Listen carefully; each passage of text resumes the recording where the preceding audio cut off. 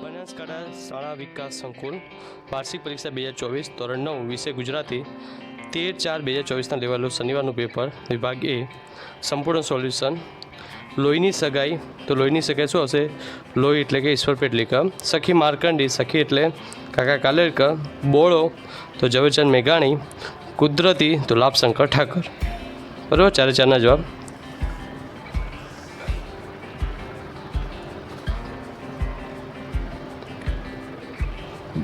નીચે આપેલા પ્રશ્નોના વાક્યના એક ઉત્તરમાં મહારાજ સયાજી રાવની કઈ શક્તિ હતી? તો માણસ પારખવાની. અરુણિમાએ કયો સંકલ્પ કર્યો? હું પર્વતારોહણ કરીશ, એ સંકલ્પ કર્યો.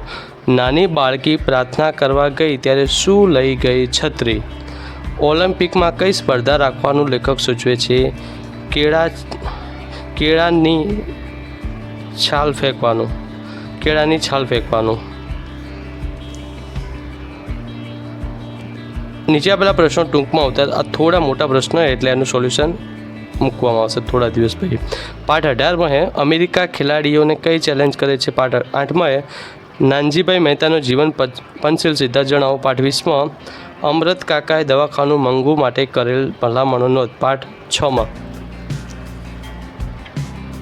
પછી ડની અંદર નીચે આપણે સવિસ્તાર અરુણિમાનું પાત્ર લેખન 100% પૂછવાનું હતું. પાઠ 18 સોડાની મહેમાન ગતિનું વર્ણન કરો. પાઠ 22 મમતામયી માં તરીકે અમૃત કાકીનું પાત્ર નિરૂપણ. પાઠ 6માં બરોબર સોલ્યુશન સાચું લાગતું હોય તો ચેનલને લાઇક એન્ડ સબસ્ક્રાઈબર કરવા વિનંતી.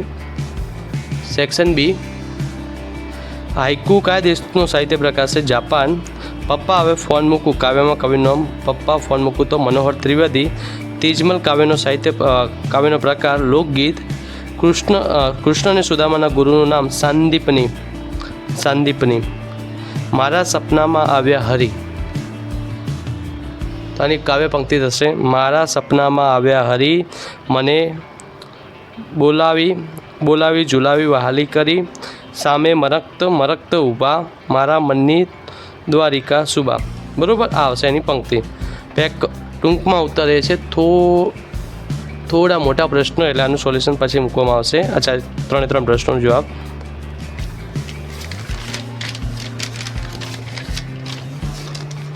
ડની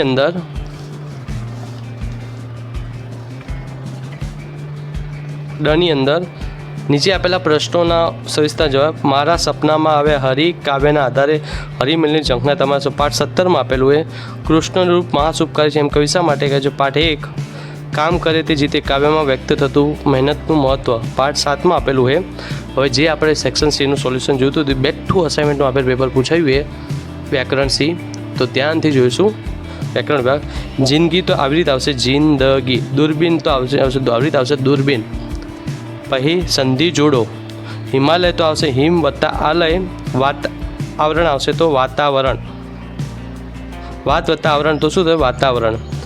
નિયમ તળપદાર્થ શબ્દો તો નિયમ થશે તો નિયમ, અને ગુલાબ થશે તો ગુલામી. મહાત્માનું થશે કર્મધાર્ય, અને ચરણ સ્પર્શનું થશે તત્પુરુષ સમાજ. આડંબર શબ્દનું સમાન. આડંબર શું થશે? દંભ. નીચે આપેલા શબ્દો વિરોધી શબ્દ. ભય તો અભય, ને સાવધ તો ગાફેલ. અલંકાર થશે દંપેન્તુ મુખ ચંદ્ર જેવું સુંદર છે તો ઉપમા. પીગળે પડછાયા પહાડ, તો વર્ણાનુપ્રાસ આવશે. એકનો એક શબ્દ વારંવાર રિપીટ થાય પ અને બરાબર, એટલે કે શું થશે? વર્ણાનુપ્રાસ. જીભ ન ઉપડવી. રૂઢિપ્રયોગનું શું થાય? એટલે જીભ ન ઉપડવી એટલે બોલવાની હિંમત ન થવી. ખાડો ખોદે તે પડે.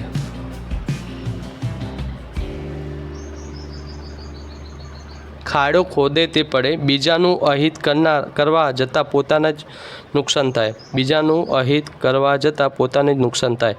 સમુદ્રમાં ડૂબકી મારી મોતી શોધી લાવનાર. મરજીવો આવશે. મરજીવ્યા લખો તો એ સાચું કહેવાય. નદી શબ્દનું થશે સ્ત્રીલિંગ. નદી થશે સ્ત્રીલિંગ ને વિદ્યાર્થી થશે પુલ્લિંગ. નિધિ રસોઈ બનાવે છે કર્મણી વાક્ય. નિધિથી રસોઈ બનાવશે. શું આવશે? થી રસોઈ બનાવે છે. કાબરી જીવે છે નિષેધ. કાબરી મરી નથી નિષેધ વાક્ય થશે. મને તો ખૂબ હરખ થાય છે ઉદ્ગાર વાક્ય પાછળ ઉદ્ગાર. મને તો કંઈ એવો અરખ થાય. ઉદ્ગાર: મારાથી પતંગ ચકાવાય છે, હું પતંગ ચકાવું છું. અરે બાબુએ આંખ ખોલી. તો શું સાદું વાક્ય?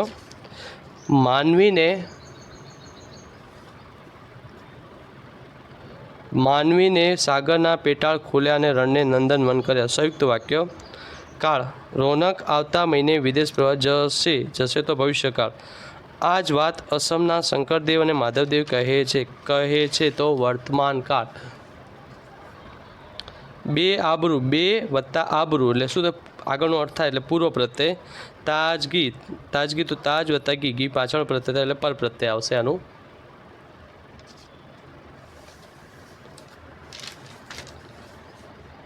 Section D. મિત્રો એવા શોધવા ઢાળ સરીકે હોય, સુખમાં પાછળ પડી રહે, દુઃખમાં આગળ હોય. એટલે મિત્ર વિશે માહિતી આપવાની કે મિત્ર સુખમાં કેવું હોય, દુઃખમાં કેવું હોય, કેવી રીતે આપણને મદદ કરશે એના વિશે. નિષ્ફળતા એ સફળતા. ઘણા પ્રયત્નો કરો, નિષ્ફળ જો તો આપણે પણ પ્રયત્ન કરતા હોઈએ, એ સફળતાની ચાવી છે. પછી જન્મદિવસની ઉજવણીમાં હાજર તમારા મિત્રને પત્ર લખવાનો છે. પછી રમોત્સવ 100 શબ્દોમાં અહેવાલ લખવાનો છે. પછી આપણે અભ્યાસનું મહત્ત્વ શા માટે સ્વીકારીએ છીએ? તો પહેલો આવશે અભ્યાસનું મહત્ત્વ આપણા દેશ માટે બહુ લાંબા કાળથી સમજાયેલું છે તે માટે. દરેકમાં ક્રિયા કઈ 3 રીતે કરી શકાય? ભયથી, લાલચથી અને પ્રેમથી. બીજાનો જવાબ. કઈ રીતોમાં અભ્યાસ કરનારનો વિવેક બુદ્ધિની ખીલવી નથી પડતી? તો અહીંથી ભયથી, લાલચથી કે પ્રેમથી? ભયથી અને લાલચથી સંસ્કાર પાડી શકાય છે, પણ એમાં અભ્યાસ કરનારની વિવેક બુદ્ધિ ખીલવી શકાતી નથી. આવશે ગદ્યખંડનું યોગ્ય શીર્ષક જીવનમાં અભ્યાસનું મહત્ત્વ. અને નિમંત તો બેઠો હરફેર પરીક્ષામાં પૂછાય છે. માતૃ પ્રેમ. બરાબર. પેપર સારું લાગ્યું હોય અને વિડીયો સારો ગમ્યો હોય તો ચેનલને લાઇક એન્ડ સબસ્ક્રાઈબર કરવા વિનંતી.